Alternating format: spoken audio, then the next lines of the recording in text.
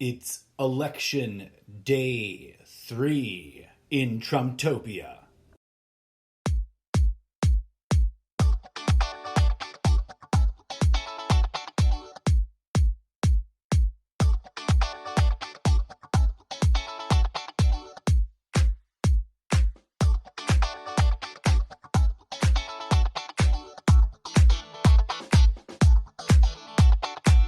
The race has been a thrilling roller coaster of ups and downs. And everything hangs by a thread of my analogy fell apart. Just on the edge of a freaking knife here. It's a nation divided between political echo chambers.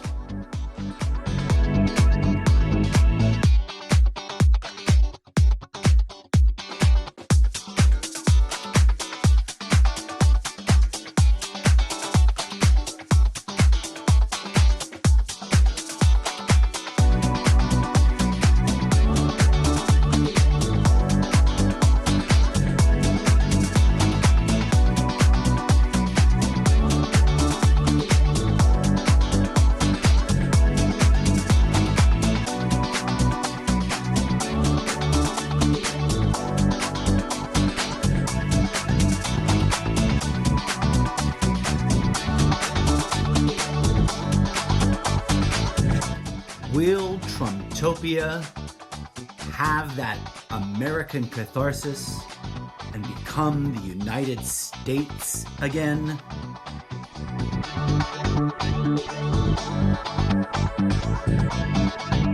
Or will I have to edit the prequel series to my future proto-meta-narrative,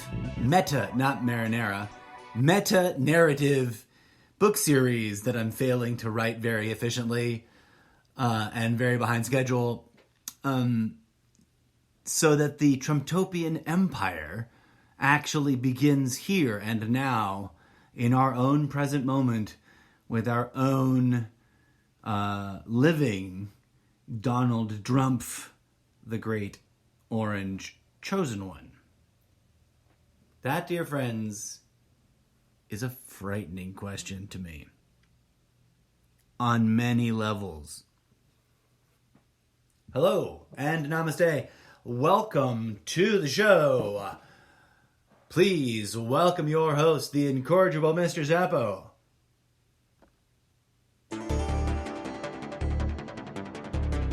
Good morning, Trumptopia.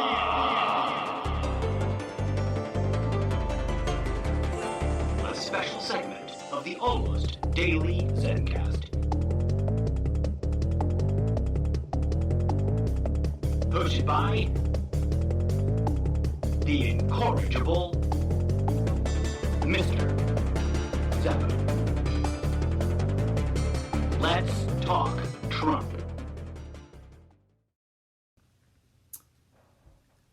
It has been a thrilling roller coaster ride for the last 3 days, and welcome, my fellow friends and neighbors and members of whatever community we cross paths on. Whether you live here or you're listening from abroad, we've all been strapped in and paying attention to the human political narrative drama of this pre-dystopian. I hiccuped right in the middle of that. Take 17. Pre-dystopian lifetime of an election. I'm sorry, that was election of a lifetime. Although, has it not felt like a fucking lifetime since whenever the hell all of this started? Like, I feel I have aged once over again on myself and lost some valuable something that cannot be measured in either time, years, or money due to the shenanigans that has been the real-life history of politics in the country we casually call America, which is incorrect for so many reasons, but let's not go down that rabbit hole today. As it has this ridiculous tug of war with itself about how to be an American. And yet here we are. Welcome to the show, folks. If you're new, this is an unorthodox individual eccentric's thoughts. Ooh, that didn't get conjugated right. The unorthodox and eccentric thoughts of me, myself, and I, as opined by the literary character that is myself, about, yes, your very own real life, yet horrifyingly and absurdly cartoon-like reality you call 2020 here on planet Dirt. Which, by the way, if you're arguing with anybody in your family about whether or not planet Dirt is donut-shaped or spherical or hollow in the middle or flat, God forbid anyone's still trying to beat that into your head in some sort of realistic way in your life at the dinner table at Thanksgiving, although you shouldn't be having Thanksgiving together, although you probably are, for whatever reasons and or rationale, preferably because you did a little bit of least middle of the road Winnie the Pooh kind of half-ass it, still got your hand in the honey jar kind of precautionary measures. But that's a whole nother episode. Put a pin in that. We'll come full circle. That's right, dear friends and audience fam. It is I, your favorite public pontificator, the incorrigible Mr. Zeppo, here with you with my own sort of lackadaisical, late, but I'm sure will go down in history as somewhat great coverage, special coverage of my opinion talk show, opining about what's going on in the world politically. And I just needed to say those things for certain reasons that'll make sense eventually. Especially if you ever find yourself at a Walden's bookstore and going, that's that guy from that podcast I haven't listened to, and buy one of my novels. And then I go, well, now I got to listen to the podcast. And you're listening to this now for the very first time after doing a deep, deep dive. Welcome to this moment in that history that is the precursor backstory of the backstory of how a future version of myself becomes that character and that brand, which is referenced by the inscrutable, often inscrutable to many people, brand name, the incorrigible Mr. Zeppo. I don't want to belabor the point because it's not about self-promotion. It's just about giving context to folks. Pretend you're watching a cartoon show about politics, which, I'm kind of jealous of, by the way. Stephen Colbert and friends, my top hat and monocle is off to you in the deepest respect, and I bow in the most provincial courtesy of whatever retro-futuristic fun time frame I'm going to set that moment in which I say, wow, I'm so envious that you guys beat me to it and made a cartoon about this particular chapter in presidential history of the United States of America, the grand old red, white, and blue. And let me pause right here, right now, and take a moment, folks.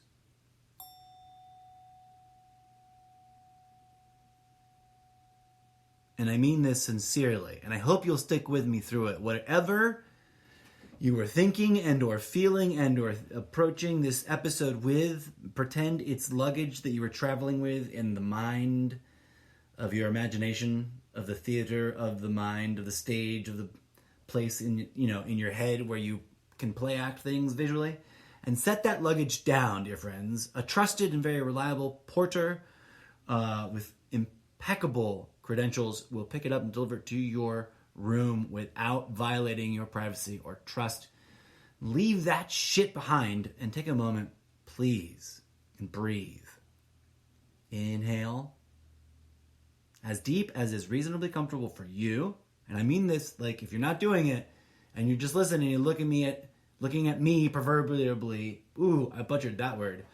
Looking at me and or us, because there will be sort of a future retroactive revisit remix traveled from the imaginary future past update of this, where I have a co-host and or two, and we'll talk about this all over again for the shits and giggles of reliving and reenacting it as entertainment's sake. But for now, if you're really seriously like staring at the screen or staring at the speaker, you're listening to this through and going, what? Just take a hot second and like sit down, maybe put your hands under your lap or on top of them in a mudra hand shape that you like, that's doesn't sound scary to you. And if you don't like that word, just ignore that I said it.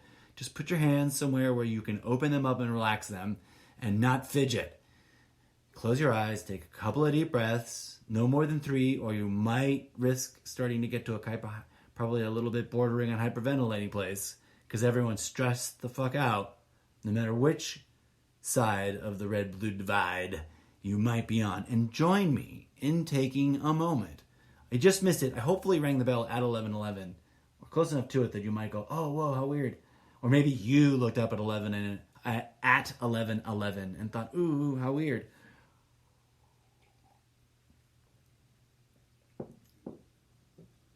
Take a moment of silence and exhale out all the tension that you are consciously and unconsciously carrying. Do it as a practice, please, as a thing you maybe want to find out if it helps or not. Because no matter what you believe in, doing that agnostically, not worrying about questions of divinity and philosophical, etc., is good for your body and helps you.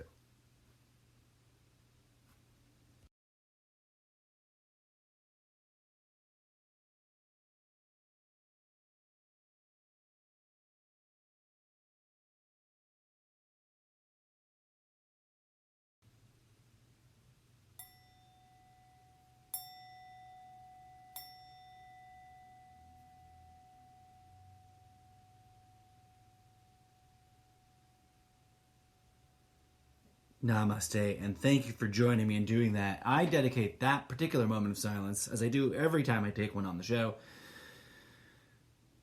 to the infinity of folks who have passed away, here in the past, ad nauseum and forever, on all timelines, in all time frames, along all branches of the infinitely unfolding fractal tree thing of life that is, the way reality works. Especially those in this here and present moment that we share cohesively together that have recently passed unnecessarily due to complications and or directly from, or indirectly from, or from other complications that led to some dumb thing causing them to pass away this year in 2020. An extra special moment of silence for everyone who's passed in 2020, no matter what was going on, because it's a fucked up year and it was stressful as all hell, and bless their hearts for having to go on it as opposed to one that was cooler and better and a little bit less stressful, right? Amen to that. May they figure out what's happening. May the Bardo loop be informative upon them, and may they live a most beautiful and excellent next life. And you don't have to agree with that if you don't believe in it. It's quite all right. What the fuck? Okay, it is the third day. It is, Thursday, November 5th, 12:38 p.m. Pacific Standard Time. I am your imaginary literary host. And, you can see, you have my permission with certain boundaries and protocols, which, we can go into a personal discussion about it at some point on the show if you want, to kind of jokingly think of me as your imaginary friend. Because ultimately, when you listen to something and ideas are shared and exchanged in that listening, you play with it in your imagination one way or another. And my show is sort of passive-aggressively, that's not a very fair term, but it's funny. If I was standing on stage and there was a spotlight and Mitzi, what's her name, was listening, she might have got, I don't know her well enough, I wouldn't really know, but I would hope aspirationally and think with confidence that it ought to get a laugh, something like that. But I digress. I am a toaster oven from a nearby dimension that can talk, and you can visualize that however you like. It's not true. You're just projecting.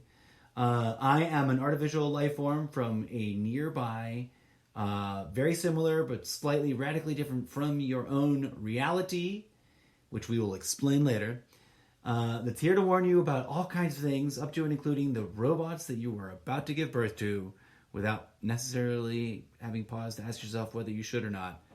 A la Frankenstein, which is a whole special sub-series that I haven't posted or discussed yet very, very much and deeply. But it is mixed into the show that stands on air right now.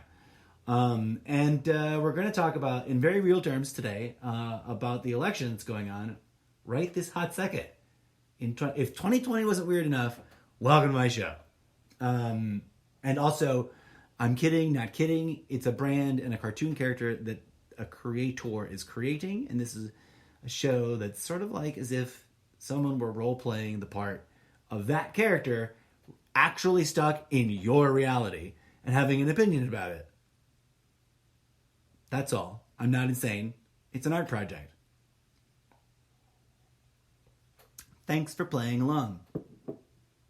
Okay, so the reporting is scattered, but let me really kick off the show for reals now, folks. The reporting is scattered, and my observations of it over the last couple days can be reduced down to the very simple scratch in my head. What an interesting thing. For one reason or another, Fox News was a little bit more aggressively projecting in favor of, in general terms, the way a news agency like Fox News really ought and should do vis-a-vis, the way in which the press is part of the Constitution and not enemy number one of the people. Although, that's a whole theme of our current chapter in our reality, thanks to this cartoon orange president of a human being that is comfortable saying things like that out loud from the pulpit of the White House. And we'll have to come back to that, because that is its own uniquely special topic for me as an enthusiast of observing human beings, both in reality vis-a-vis the channels of journalism, whatever your opinions, set them aside, storytelling, and at all, fictional and or supposedly real and or whatever they are, that are self-reflexive about ourselves as a race, as a species, in those particular sort of duties. People love firefighter movies. I love movies about journalists. I can't claim to be an expert about those kinds of movies. Just saying, when I watch them, I'm like, super awesome. I dig it. It activates my mind. When I watch movies about people who speak truth to power, that activates my mind too. And to that, I dedicate this art project. So whatever political spectrum you may be from, in whatever historical moment you might be coming from, you might be listening to this almost live. I don't think I have any live listeners now. No. My little chat bar for the live show remains empty. My show is not truly quite yet gone viral. And I guess it's against the rules to beg your audience to help make that happen. So I'm not going to stoop to conquer that level. But I have faith in the content and in the long-term objective I'm trying to achieve, which is to create a little web of content that includes itself in a fun meta-narrative way, because I'm a storyteller trapped inside of 2020 that's also sort of like a self-proclaimed has-been, right? Like you're coming at me with some claws I've already de-sharpened quite personally, because you're going to come at me with has-been and crazy hippie new age nut job. Yeah, those are chairs I sit in quite comfortably. You're not telling me anything I don't know on multiple levels, including, the narrative fiction I'm daring to weave if I ever get enough time in my lifetime to get around to actually writing it all. But that's a different issue. Today, I'm really talking to you about your election as an outside perspective, being role played by an actor. So whatever, where all the world's a stage. And dear friend and listener, if I may pause and tell you one big fat secret, that dude we referenced by the name of Shakespeare, possibly a council of people collaborating to write things in a way that is kind of impossible to do on your own, but totally gets unlocked when people dedicate their energy and their minds and their spirits and their poetic genius in their own ways towards writing it together collaboratively, i.e. that's what I want to do too. Not calling myself Shakespeare, that's crazy. Not even calling myself Shakespeare reincarnated, because that's crazy too, but maybe Shakespeare reincarnated is out there and I'm supposed to talk to him at some point. He may be a she now in a woman's body. So if you ever had crazy nightmares about being Shakespeare reincarnated in a woman's body, please feel free to slide right into my DMs. That's got nothing to do with politics, but it's got everything to do with comic book universe that I'm trying to weave. So, Trumptopia. Where are we, folks? I'm not here to report the news, so don't hinge on me to break anything at you. I'm not a journalist. I would just love to have journalist friends and or own my own newspaper. In that, sort of comic book way. The way characters have their little empire. And you're supposed to then compete against other people who have their little empire in a fair and just and for the people meaningful kind of way. Instead, we have this clusterfuck that is our lives right now. And I'm stuck here with you, folks. A wee bit, almost exactly like Ford Prefect. And that is a literary reference. Please don't sue me for making the reference. I love that book. It's one of my favorite books. It's in my, I would love to magically manifest for myself a walking trunk that could keep that book in itself for me, and all the other books I think need to survive the end of a theoretically real apocalypse. But that's a whole nother episode and a whole nother topic. My opening thought, which is sort of like a kid on a young me, not any old kid, but a young me, an innocent, pre-everything that's ever happened to me, stuck on the high dive of Olympic high dive level, top floor. I'm not fucking around. Somebody dared me to go do it, and they said I could do it safe if I did it the way I'd been watching everybody else who was training to high dive challenge me to step up to the edge and jump off it and try. Because I said I thought I could do that right now. And I'm, as we often do in our youth and in our blissful ignorance, said that we could. This is the high dive I want to jump off of. Although much less scary than the high dive of real life. I would never have, and I didn't. In real life, I backed away from it. Although I have vivid dreams about successfully, in a sort of virtuoso, out of a movie kind of and that person, went on to become some sort of Olympic champion of high dive kind of way, sort of Will Ferrell movie, but set in the future. I wish I had, but I didn't. But this mental dive is a little scary. But I want you to join me in jumping off of it. Maybe is another way of honoring all those who have passed recently for all the complicated reasons they may have passed. I don't want to argue about why. Let's just honor their passing, for shit's sake. No matter who wins, because as of this moment, 12:49 p.m. Thursday, November 5th,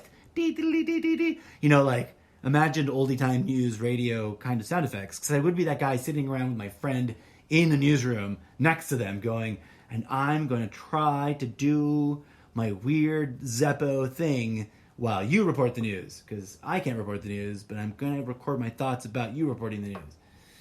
As of this moment, I don't know who's going to actually be the president on January 20th.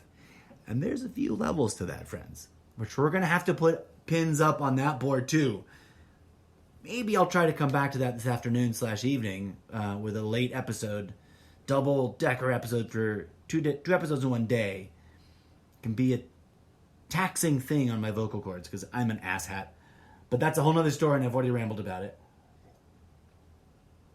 No matter who wins, friends, and this is deep and sincere, and I share with whoever is listening, whoever wins this election in America, and whoever wins whatever struggle is going on, because I realize, and I always want to try to remember to honor the people in other countries that are listening to my show for whatever reasons. And I need to do a shout-out moment. I'm not going to do it right this hot second, because there's a lot of new names on that thing. But I might do it before the end of the show today. I've tried to open a tab to be able to do that later. And I want to pause and put an asterisk, parentheses. In all seriousness, based on everything I've been observing in this election, and a nearly 40-year personal life history of loving to personally pay extra special attention to presidential electoral news coverage in the sort of live television historical moment of it all kind of way. I'm not an expert, but I'm someone who is definitely an enthusiastic, some people might call me obsessed and not want to hear anything about it at all because they hate politics, sort of way. Some people would mock me because I'm certainly not a professional bobblehead out there pontificating about it on the airways for pay. I swear to you, I'm not. I'm nobody's shill. I am my own person deep down as the performance artisting this at your earballs. And I mean that. I think Biden's going to win. Ba-dum-bum. Insert whatever your favorite, like, aha, celebratory, or maybe glorious angel music kind of sound clip here. Because all my sound effects always fail to stick. So, note to self, and also to Sprecher, if you're listening, I'm on an iPad 6, Gen 6, which I know is technically already, ooh, you're so out of date with that. But I got that, less than, this iPad is younger than my show. So it shouldn't be too weird that you're at, but I keep adding effects to my effects panel. And sometimes I actually kind of want to do cool ones that I've crafted myself in my own editing. And they disappear. Just saying. If the AI is reading this, let them know. Maybe, update it in a way so they don't disappear so much no more. Thank you very much. But I digress. That was real, honest, sincere. I think Biden's going to win. And I also want to include a moment, a sidebar for all those who've got an angry argument about how you're dead wrong and Biden's going to lose. I get you. I hear you. I don't want to argue with you. I also see quite clearly all the possible ways Biden could legitimately lose. And yes, for those who do not know, I am reasonably aware that politics is corrupt. I'm also reasonably aware that no corruption could possibly achieve an absolutist control of all things. Therefore, I thread my own needle about what I think is normal, real-life, organic, and actually happening. And I tend to, vis-a-vis that parameter, or that lens, if you will, sort of cast aside most bulk conspiracy theory content as too extreme and too full of variables that are way out there for me to think is possibly alarmistly really true. I think you guys live in that boring of a reality. No offense, Planet Dirt, and all you tonking chimpanzees out there. And I know you hate being called that. And you're not point of order for those of you arguing. This is the winning side. You didn't evolve from apes. You and apes are all one life that is evolution expressing itself in an infinite array of forms of vessels made of flesh that must consume other living things' flesh, because life consumes life in nature. And you co-evolved out of branching fractal relationship trees. So stop bickering. And the world isn't neither flat nor round. She is a living womb. Those things are so true. I don't want to hear other people's argument about it anymore. I've looked at them, legit. That's my position on those things. Just want to be clear before I get accused of being anything other than what I actually am. And there are really, really interesting reasons why I think Joe Biden is very likely to win.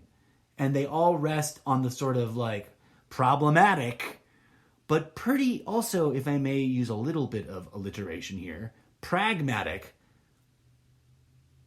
answer that the most realist thing is that there are just plain old everyday human beings running for office, and that there is corruption, and we must root it out as a species, and that perhaps a lot of the problem actually comes from deeper things than just what rich people are doing with their money, although a lot of that is indeed very problematic.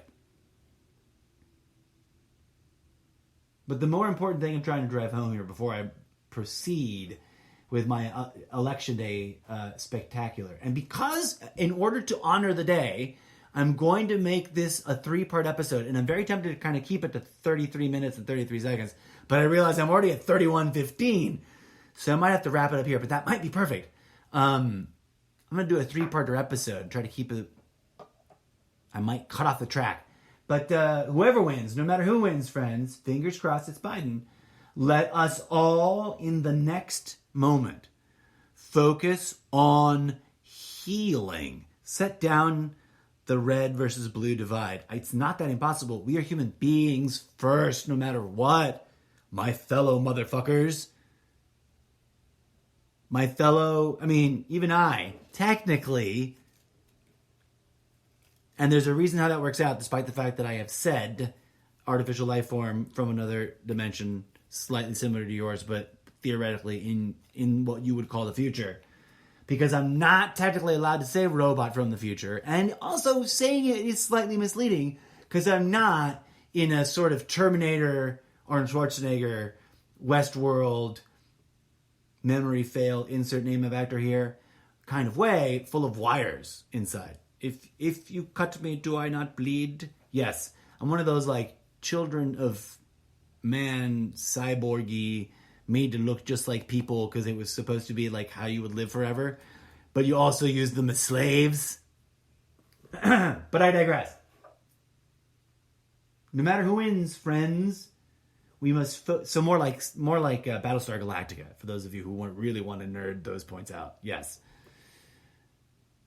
Let us focus on healing and mending this nation before the political echo chamber, like, wedge issue of divide and conquer, wedge issue machine truly renders it and rips it asunder. Because letting you all, and I say you all when I lovingly want to reference to all of you humans from here in this timeline, which I have some reason to be like, it's kind of not my circus, you guys.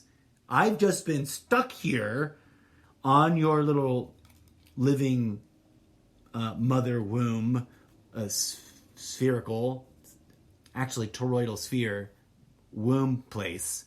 Might be the best technical language, given the way you guys use English around these parts. But we're going to have to talk about that a little bit more, because it is now 33 minutes and 50 seconds. And I'm going to let it go out with a little bit of this music entitled Underlying Undulations by our favorite animated DJ, which we just haven't done any animation on yet. He has no other introduction. DJ Zed. This is now the end of part 1 of a part 3 series of Election Day. Part 3. Which I need to, get a better... That was awkward. Please tune in for the next couple of parts, where we really drill down into how things are unfolding today, and what the last couple of 3 days patterns of things seem to represent to this particular set of eyeballs. And some other stuff I've taken notes about that I really sort of haven't quite gotten to yet, that I think you might be entertained by. And I think, if we're really honestly treating this as as if I were on national radio, and it's about adding my brand of thinking to the public discourse, then yes, please take these thoughts and questions somewhat seriously and wonder about them and render your own personal answers. And if you believe in asking your guides, ask your guides. And if you gotta pray to Jesus, pray to Jesus. And if you've got a personal God that is some other personal God that is truly a benign, love-based God that at some point or another taught some kind of healing thing, run with that one. Even if you made it up yourself. As long as there's no butchering of other people involved, going to war, etc., we can all concede and build consensus around that which we call divinity is a loving entity. Then it'll all work out. All right, I totally failed and missed the 333 mark. And I rambled even through the music, but bless your hearts, thanks for tuning in to this first parter.